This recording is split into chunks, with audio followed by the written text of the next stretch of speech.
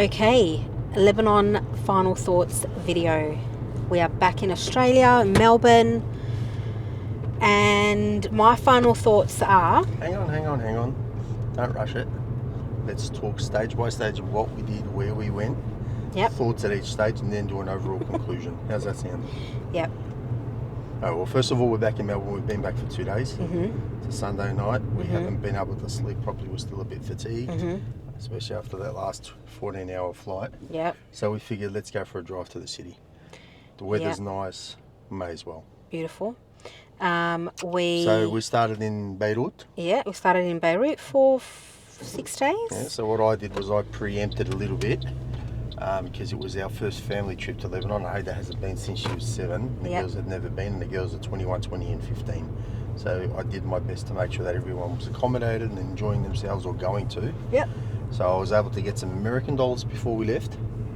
I managed to book a taxi to pick us up, or a minivan to pick us up from Beirut Airport to where we were staying in Clemenceau. It was, by the way, $60 US plus $5 for the parking at the airport. All right, now, you guys have never been. What was your first experience with driving from the airport into Beirut City? Culture shock as soon as we landed in the airport because everyone smokes. Yeah. And like everyone smokes, and the whole airport smells of cigarettes, of smoking. And we had a little party there too, didn't we? We did. We arrived on Christmas night. And the Santa Claus was doing the dubke, which was funny.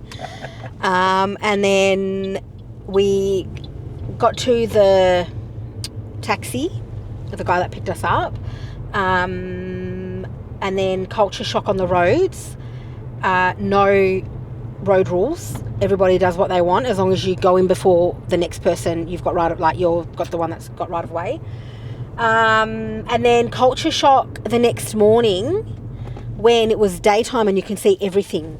Well, hang on. Where did we go? Where We stayed in Clemenceau. So Clemenceau is sort of between Hamra and downtown. It's beautiful suburb. It's a sort of an old posh suburb. Yeah. And we were able to get a listing on an Airbnb. It was a huge house in a really nice location. Beautiful. But we well and truly overpaid because we were there from the peak period, Christmas to New Year. And the plumbing issue in one of the bathrooms. But anyway, another story. We could smell. We had sewer smells from the main ensuite. Yeah. So we just kept that door closed and didn't use that. Yeah, that was fine after the door was closed. There was 2 other bathrooms in the place. But having said that, where we were, we didn't know this, and we had no knowledge in advance from the Airbnb people, was that we were actually directly behind the house of Wali Jamblot and his grandson Timur. So they're both politicians. Now, anything to do with politicians in Lebanon is almost sacrilege. So we weren't allowed to use our cameras in the area. We had security in and out in this quadrant. Yeah, we didn't know. They so we were stopped filming because we were in one of the most historically significant parts of Beirut, and some of the houses there were magnificent. Yeah. Like the Katani building, if you want to Google that, or maybe we'll try and add it in as a picture. So the Jamblot's house was one of the old man Jamblot's house was one of the most beautiful architectural old Beirut villas, as was the one in front of us. And so I was up on the balcony next morning filming, and then the security came and said, "You were filming at so and so o'clock." I go, "Yeah, I was." No, you can't do that. This is a high. We went through the whole process. Anyway, so that was over, done and dusted. We weren't able to film there anymore. We stopped. Yep. And then we went to downtown, which was beautiful. Beirut downtown has done very, very well. I've got to give it to the subscribe to the channel and government. Comment down below. On the last video you commented. What was that? Anyway, YouTube. So that was... Well, that first night I took the 2 older girls for a walk to downtown from where we were. And then Ada and our youngest just were too fatigued. We were too tired. But having said that, even we were really fatigued because if we'd slowed down when we were walking, we were getting head spin, so we probably didn't need to, but it was just the excitement of being in Beirut, and we just couldn't help ourselves. And then... So next day, day one, we went and got our SIM cards for our phones. I picked up my car, so I had a car that was in a friend's garage in Beirut. Yep. So that was our personal transport for the whole time. Yep. And then we just drove around. We went to downtown on the first day. Was there anything in Beirut that we didn't do? No, we did it. We did everything. Just about everything in Beirut, didn't we? We went right through. Yep, went to downtown. Then we went to Falamonkey. That was day 2. The Falamonkey Cafe on the Rollshed. The food. What did you think of the food in Beirut? Food in Beirut was good. Pricing? Expensive. Everywhere or? The only parts that weren't expensive was the little bakeries where you'd go and get anywhere manouche. that was waterfront or in the main downtown, Zaytuna Bay, that was all ridiculously expensive. Really, because it's full of tourists. It's all it's a tourist trap. For the upper market of Beirut society and the tourists. Yeah. But then when we got off the main roads and into the suburbia, it was fine. It was like hard to get a good coffee. Oh. We found a really great coffee place called Black Coffee. And that's across the road to Lakis Farms. Lakis Farms, Beirut. And Black Coffee, if you're ever there and you need a good coffee in Beirut, go to Black Coffee. Amazing. BLCK. And then, what else did we do?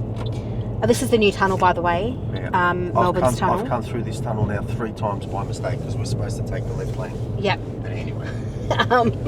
Anyway, all good. It's free anyway. All of January. Oh, is it? Yeah, it's free. Well, that works out all right. Okay, and then again, smoking everywhere you go, and it's so unhealthy. You just feel sick. Shisha everywhere you go. Shisha for breakfast? Yeah, for breakfast. We went to Falamonkey Cafe, People were smoking the restaurant. shisha. People were having shisha at 10 in the morning. Beggars. Hang on before we get to the beggars. Yeah. Weather. The weather was beautiful, but then we had 6 days of rain. Heavy rainfall. And we were there for 21 days. Yep. From start to end. And we had 6 days all out of rain. Yeah. It definitely wasn't light. No, it was heavy, really heavy rain. What else? Okay, so and we went to the museum, the Beirut Museum, which was beautiful. Yeah, highly recommend. Yeah, definitely worth Highly recommend that everybody does the Lebanese National Museum. And then we also highly recommend that you walk around Beirut. You walk through the back streets. We did a lot of walking. We did a lot of walking. There was one day that we did 15 Ks. We did 20,000 steps. We didn't even feel it because we were just exploring. So we're constantly seeing new things. Yeah. What else? Yeah, Beirut, beautiful. It is beautiful. Once you get over the rubbish as well, because once you go through streets and stuff, you'll see rubbish dumped everywhere. Can you explain That's why all that is? of Lebanon. But can you explain why they don't have a proper garbage yeah, so what it is system. It's community rubbish bins. Yeah. So they have rubbish skips set up all over the place. So locals have to take their rubbish there. There's no direct house to house collection. Yeah. So that's the reason. So some places will be overloaded with rubbish and the collection's every 2 days. And when you're overloaded, it gets overflow and it blows out onto the streets. Now when you got rain, it starts to move it everywhere as well and blocks drains too. So there was a lot of places where there was too much water, and that was purely because the drains were blocked up with rubbish. Zaytuna Bay was beautiful. That cafe strip we went to behind Zaytuna Bay, what was that called? Hang on. The cafe strip where we had the burger. Oh, I don't know what it's called, but that particular strip, the cafe and restaurant strip, so that runs parallel with Zaytuna Bay. But it's on the Ain Maresi side. So if you're at the beachfront, it's parallel with the beach.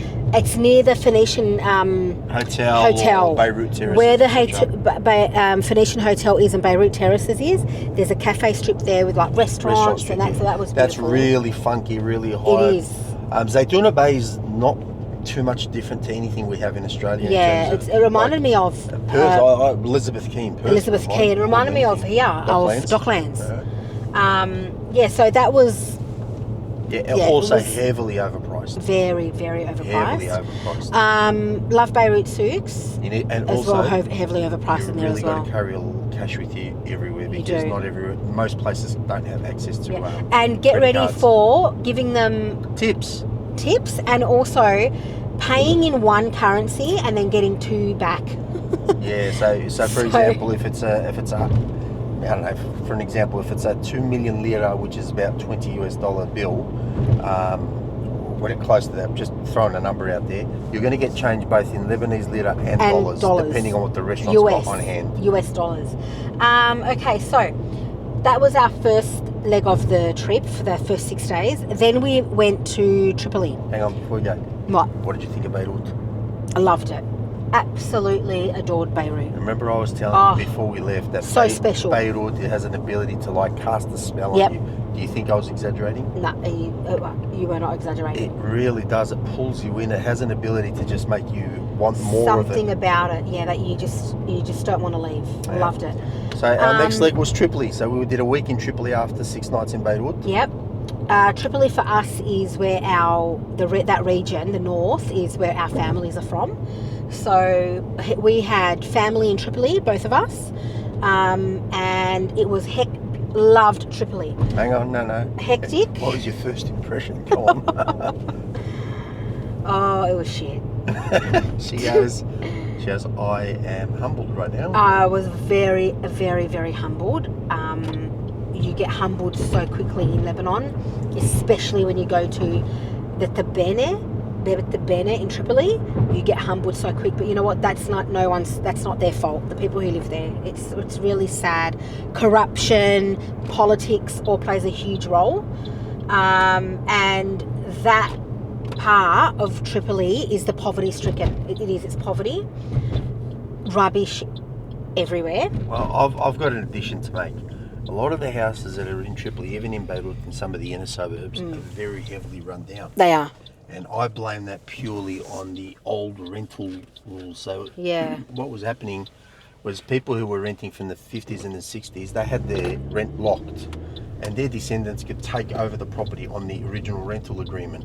So the landlords were not maintaining or upkeeping their properties, and therefore they were falling into disrepair because they could not legally evict the tenants. But my auntie's house was good. She's on $20 a year American. 20. So it was. And it's a 1960s. 1950s. 50s. In the so the insides are all great, but the landlords would not repair or maintain. So a lot of buildings in Tripoli and in Beirut have fallen into this. Yes, and they've been left abandoned, which is really sad because. So the only way they could get them out sad. was to financially compensate them as if they were buying the apartment back. So a lot of people just didn't do that, and that's the biggest problem. And another thing I forgot, when we were in Beirut, we went to Baalbek, the Roman ruins. Absolutely. Oh yes. Incredible. A must that you go there because it's one of the largest Roman ruins out of Rome. And you can actually walk in you can walk in and amongst it, and it's wonderful.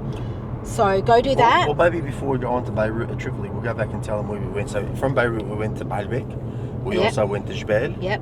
We also went to Jounieh. We went up to Harissa in Jounieh as well. Harissa is beautiful. Harissa is where the Our Lady of Lebanon statue is, Mother Mary, and the church. And you know what? It's an amazing view. Beautiful. You get a 360 or no, you get more of like a 180.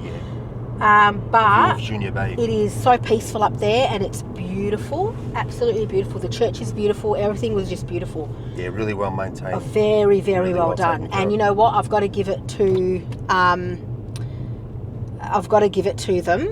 The Christian community. Christian community in Lebanon have done so well with their villages, with their upkeep of their own.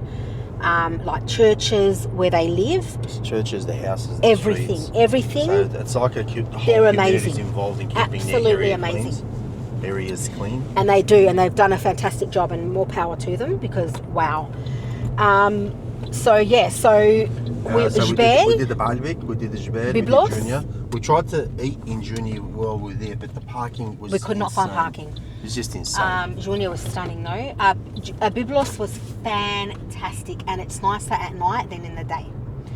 At night when you go in, they've got all the lights up and the marketplace, and we went there at Christmas time, New Year.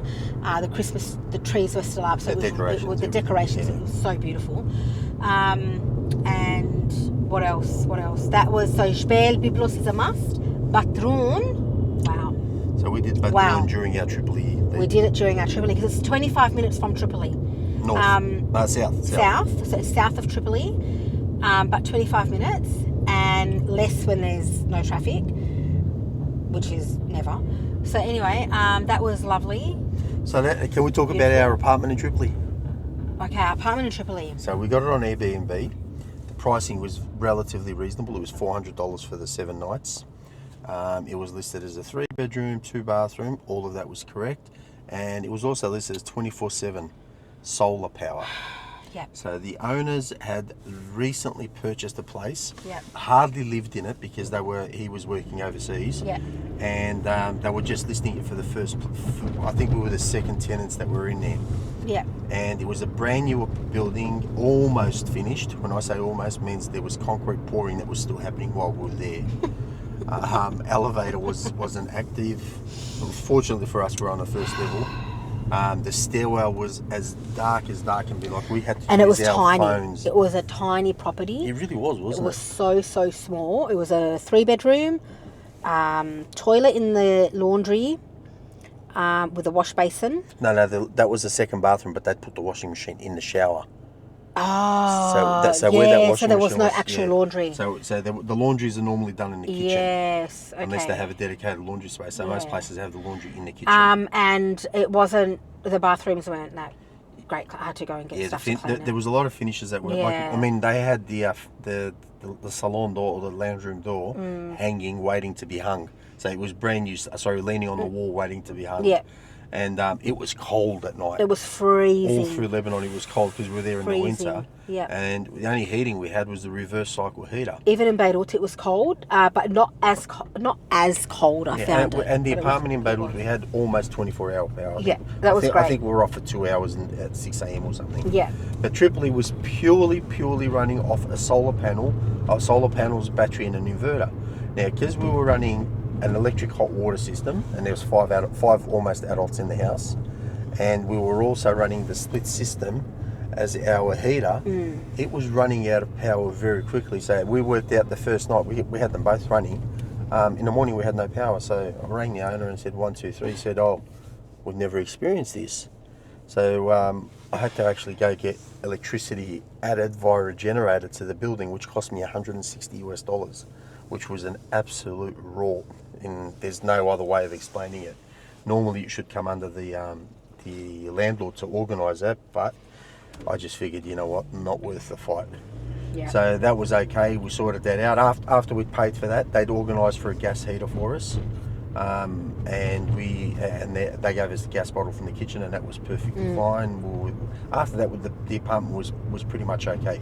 But where it was really good, it was on the main road coming into Tripoli. And it was central, so we could walk to the... Where can we get a coffee? Yeah, we're going to stop for a coffee. Yeah. So we could walk into, towards the markets, and we could walk into the old city all at the same time. Everything was equally distant from us. It was really nice too. It was.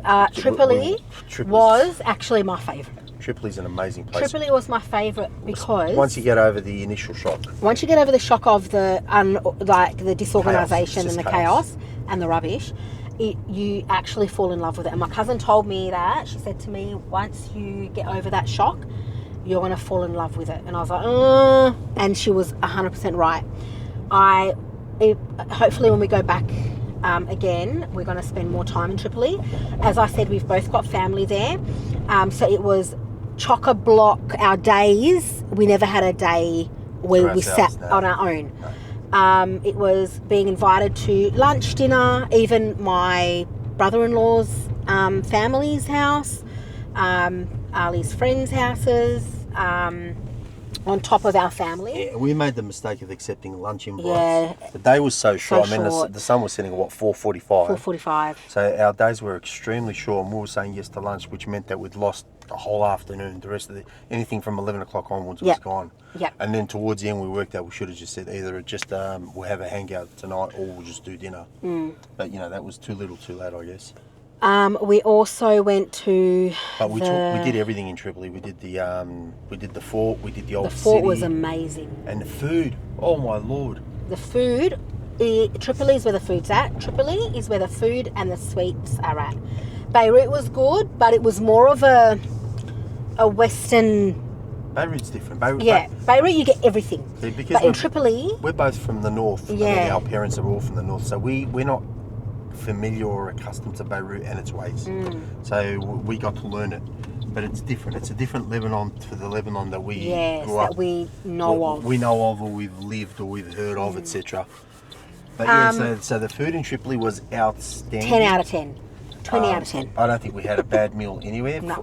Before we left, we'd gotten all of our vaccines and all our shots, which was, you know, I really, really highly recommend Highly doing that. recommend that you get your immunisations done, typhoid, Hep A, B, whatever Heps you can get. Whatever your doctor recommends. Yep. And also take Travelan, the tablet from the chemist. It's for like Middle East because of the water system and stuff there, like bacteria on food. It's called Travelan. It's a tablet you get before every meal. You take one. It's fantastic. We did get sick. We didn't, but one of our daughters got sick, but she got it. One day thing. So she got it because she didn't take the Travelan. Yeah. Anyway, so Tripoli was excellent. Oh, Tripoli was beautiful. So affordable. Yeah. I mean, Loved we it. didn't, honestly, in all honesty, food, drinks, going out, I don't even think we spent $600. And we were eating out every single day. Every day. It was breakfast and lunch minus the invites. But we Coffees, we were having coffee, we were getting... We found a little coffee shop in the Sort, as coming into Sort. Nudged, N-A-J-D, yeah, so Nudged it's Coffee. in front of the Beautiful. old Akra. Yeah, and it's in the old souk. We went to Hammam al Abad, which was great. Tripoli is very historical. So historical from even prior to... Mamluks. Yep, and at the time of the Phoenicians, all of Lebanon. But it was so historical and so great. So I went to Hammam al Abad, which was fantastic. We went and visited Khon Sabun, the soap warehouse, which has been there for hundreds of years. We walked so much. We did Nahr al-Kalb. Yeah. That was coming back from Tripoli. We did that. Coming into Tripoli. Yeah, we did Nahr al-Kalb, which was an area where all the people that have conquered Lebanon have been, and it's got historical information and plaques on everyone that's been there. Napoleon, Anzacs, everyone, the French, everyone. Lebanon's independence. Everyone. Everything's got a plaque up there. Fantastic. That was great. And then also, we forgot that we went to stay there. Oh yes, you see, we're talking without notes here. We're just rambling on. We don't talk to each other this much either. No, we don't. Anyway, Sayder was beautiful. That was the first fort that we saw, the Roman fort. No, that was Roman? a Crusader fort. Crusader fort, That sorry. was a red light. Yeah. So really great, beautiful. Sayder's beautiful. It took us, an hour and a bit? Just FYI, we're just driving through Melbourne City. Stop, red light. Yeah, so I love Melbourne City. You just heard Ada say stop. In Lebanon, it was more than that.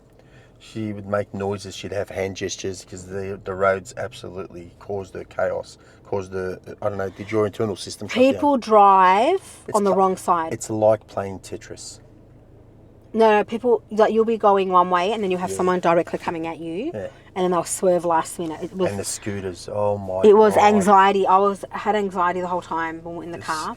But just a heads up, if you are going to drive in Lebanon, just learn to do the simple thing of slowing down and speeding up rather than trying to avoid people. Yeah. It's just easier to keep in your lane and just slow down and pick up your speed as you need to, rather than trying to go around it, because there's always somebody parked on the side. Taxi drivers as well, stopping mid-road to see if they could get a pickup.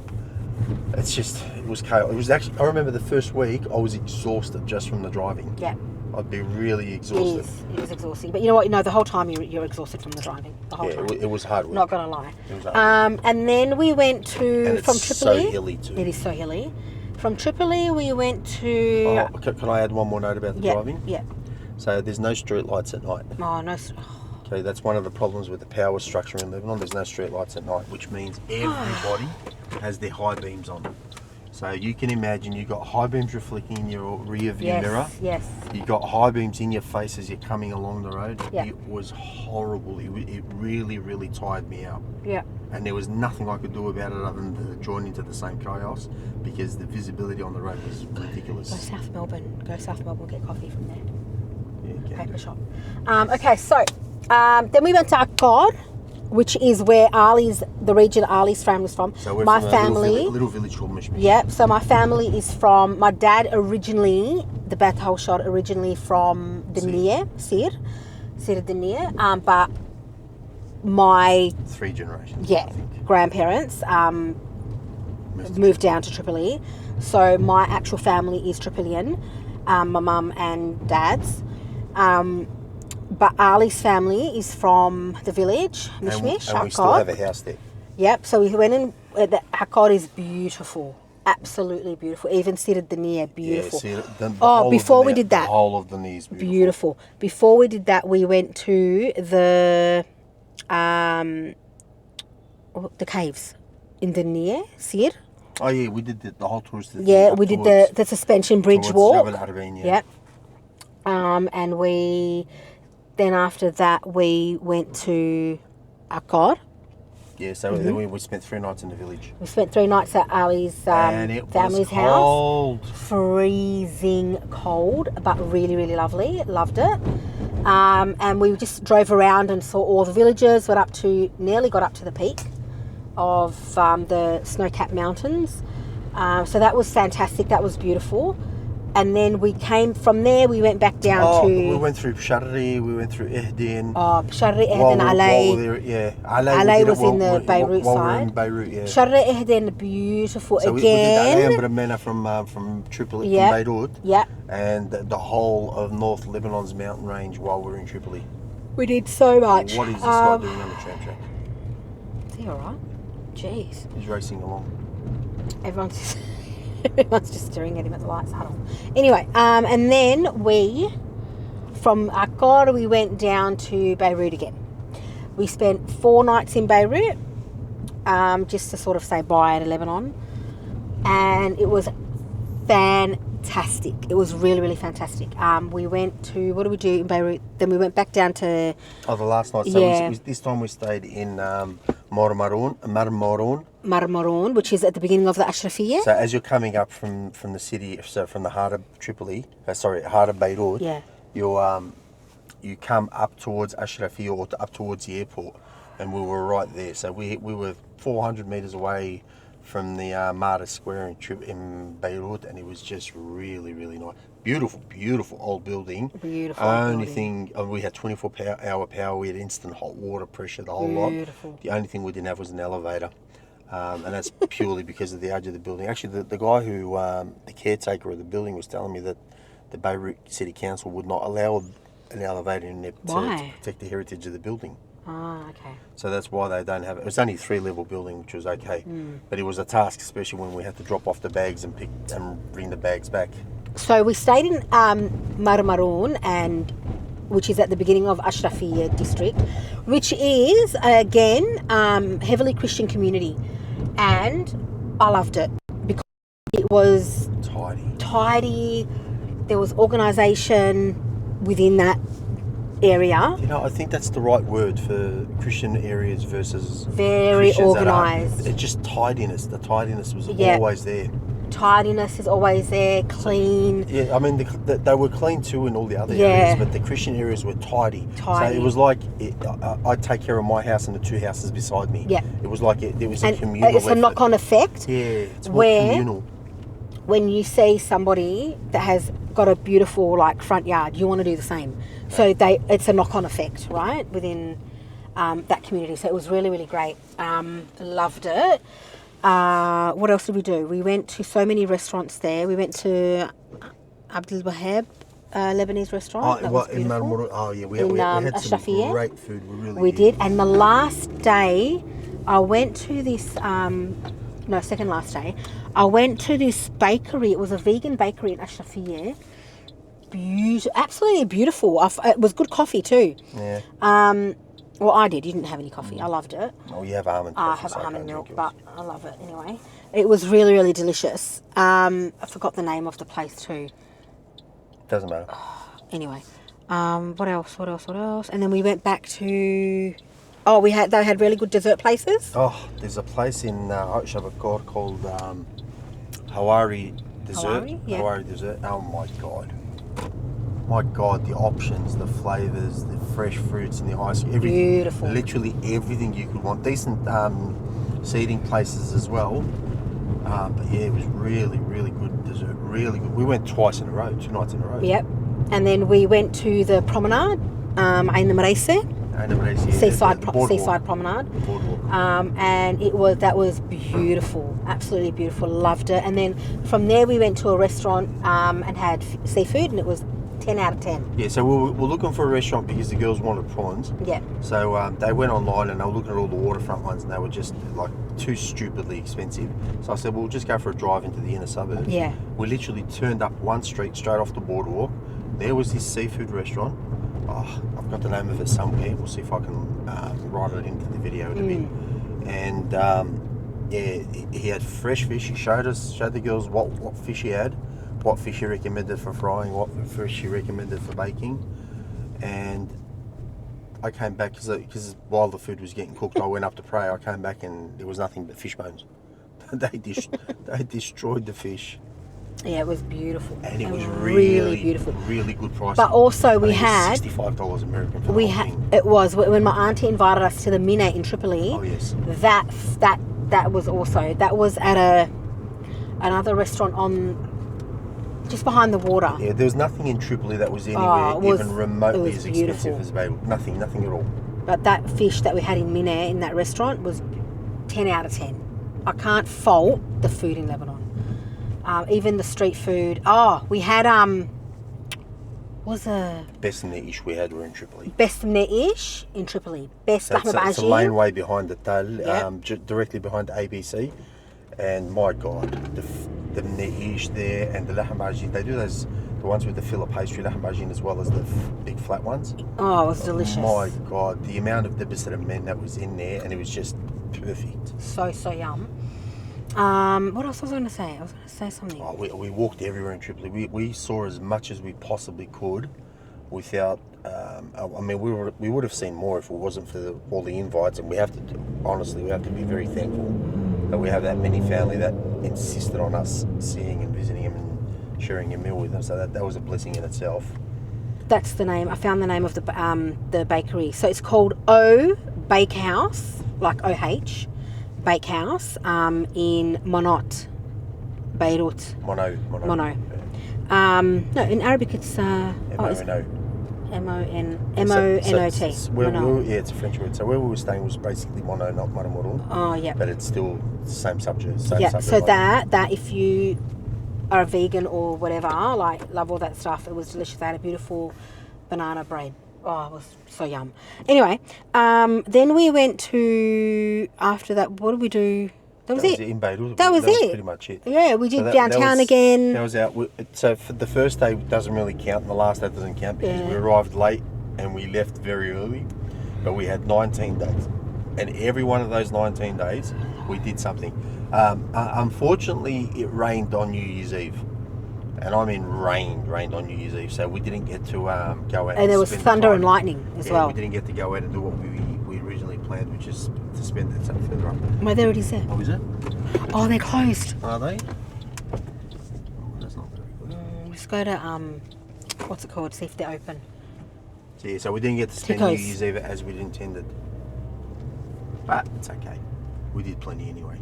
But get ready for your legs to just fall off. It's just so enjoyable to walk because you get to stop and look and see, and it's so fun. It's so fun. I loved Lebanon.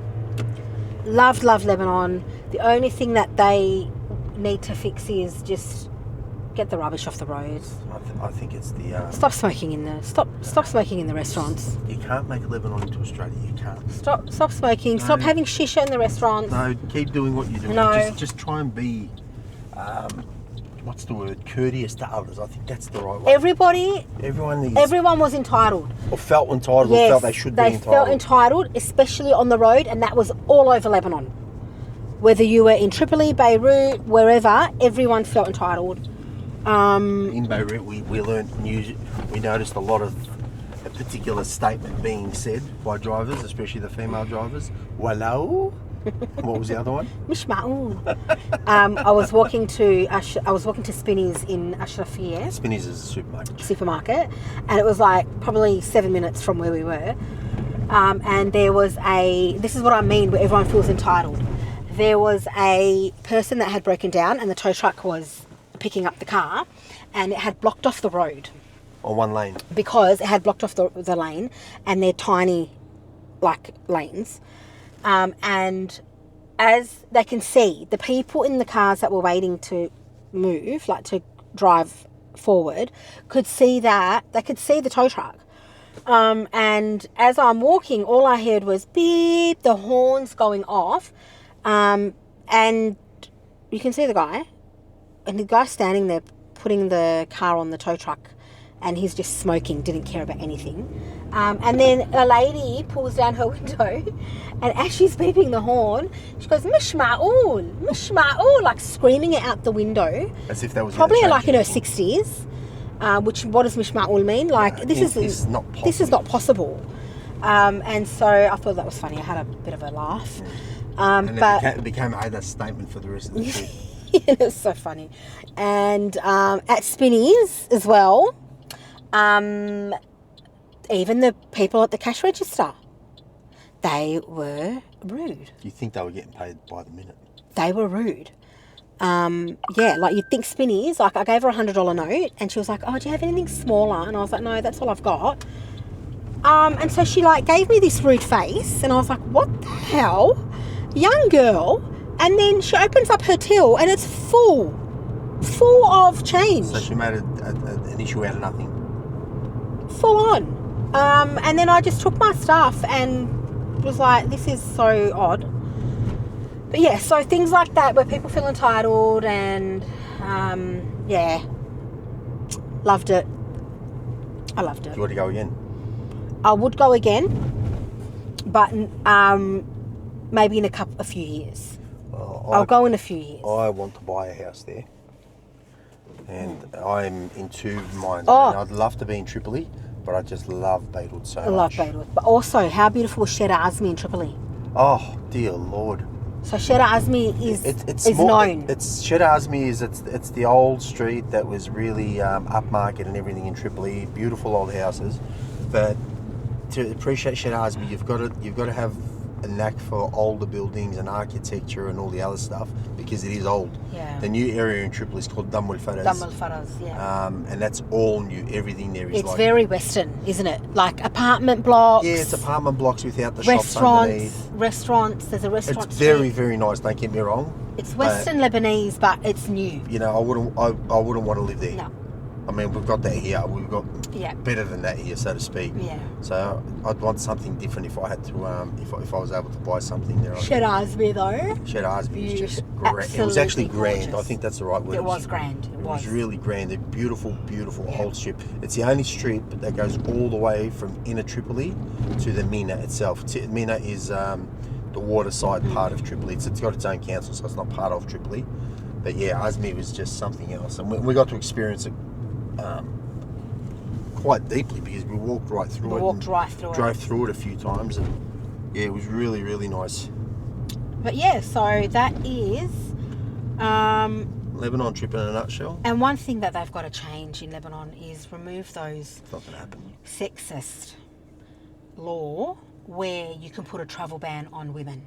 That needs to be removed because my daughter, if we went with her, she would have been stopped because there was someone else. Somebody else with the same name that had a travel ban on them. I think that's the last thing that the men have. Leave it alone. No, that needs to stop. If I can write a letter to the government, men need to have actually, that. I'm going to link the government in this. I'm going to send the government a letter and say, please make sure it stays in place. Disgusting, absolutely disgusting. And one thing I didn't like as well, I did not like the kafala system where they have the maids.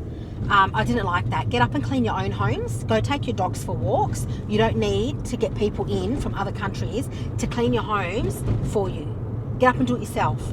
I didn't see them be treated very nicely. And they were always walking behind their owners, not owners, like that's actually, you know what? It is. The employees. It is. They were like owned. It was horrible. And it was just, I hated that. And that sexist system needs to go. They need to give up smoking, all of them. No. Get rid of it. Because everywhere you went, you could smell cigarettes. It's all right, guys. Everywhere. Ada's not changing anything. She's just making a lot of noise unnecessarily. Anyway. Nothing's changing. weeks to go. And that is it. Final thoughts though, loved Lebanon. Loved the folder of Was it long enough? The disorganisation. Were you there 19 we were there active 19 days. Was that long enough for you? Look, Because I know when we were leaving, you and I both weren't really happy about leaving. I was really upset that we were leaving, but you know what? Once I got on that plane, I was like, you know what? I'm actually glad I'm going home, because at the 2-week mark, you start to miss home. No, I never got that this trip. I did. I just missed home. I missed my kitchen. I missed my fridge. I missed my home. The only thing is that driving was just such I hard missed work. putting clothes up on the clothesline. Oh, that's because it was winter. Right? Yeah, but that's the only time we can go, because we both work, and that's the only time that we can go. And our daughters were both in uni. One just graduated out of school. It just worked out that this was the only time that was suitable for everybody. Yeah. So. Oh, it is what it is. All good. And out of 10, what would I rate Lebanon? Lebanon itself or the experience? Lebanon itself is 2. But the experience. The experience, I'd give it an 8 out of 10. Yeah, the experience was fantastic. Yeah, I'd give it an 8.5 out of 10. But Lebanon as a country, as a society, no, we're way behind. Lebanon's 20, 30 years behind. The best thing about Lebanon is the people. The worst thing about Lebanon is the people.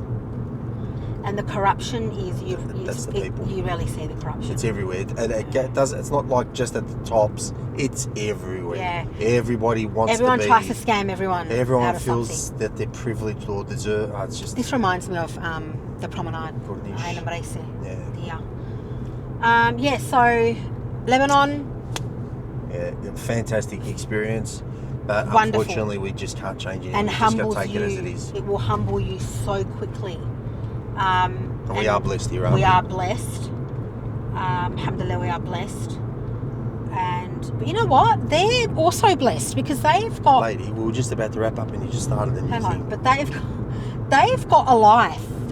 They do have life. Yes. They have life. They do have there's life. There's people. There's life. There's activity. There's things to do. Everything. Places You to don't see. get bored. Yeah. And they don't get bored, and they just you can talk to anyone there, right? That was so easy to just openly start a conversation. Have It was so easy conversations to with do. anyone, and it was just so lovely. So no, they've got life. So if we were in Lebanon, if this was Lebanon right now, it would be full with people, with cars on the road. Literally everywhere. Everything will still be open, all the cafes, everything. So there is life there, and they've. I don't think they realise that they've got it pretty good. No. They all want an out, not realising how good they can have it. All they really need is a half decent income, because you can choose to live very expensively or frugally. It just depends on you. But if you've got enough income, as long as you don't get sick, you can live a really decent life there. Yep, and that is it. That's it. No more. We're not going to add anything else. That's it. I'm not adding any more. Oh wait, no, That's joking. Well, that's our Lebanon story, our Lebanon trip, all summed up. Yep. Until the next one.